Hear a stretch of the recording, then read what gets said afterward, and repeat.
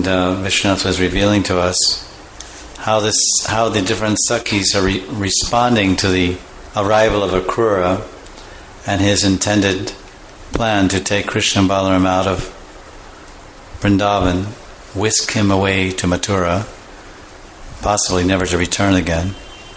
As the gopis are understanding, yes, Krishna will go back, he'll go to Mathura and he'll meet Devaki and Vasudeva. And when they're in separation, then when the gopis are feeling separation from Krishna, then they start to remember all kinds of tattva. Through the influence of some Aishvarya, they start to remember all kinds of tattva in separation. Yogamaya acts in such a way, they start to understand that Krishna is a Paramatma, and Krishna had different incarnations as Ram, etc.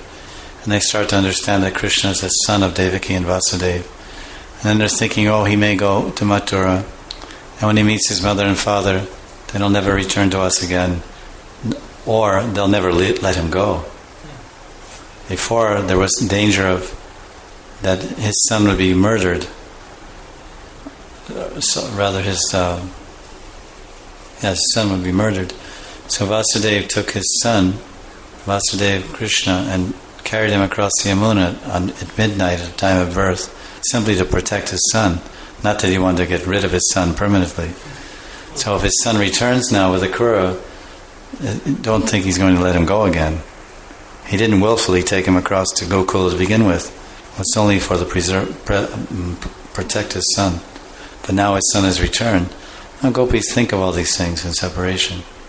So hearing this news, different gopis are responding in different ways. And we heard yesterday Chandravali, she became like a mystic yogi. She stopped all her sensory activities. All of her senses merged into her mind merged into her buddhi.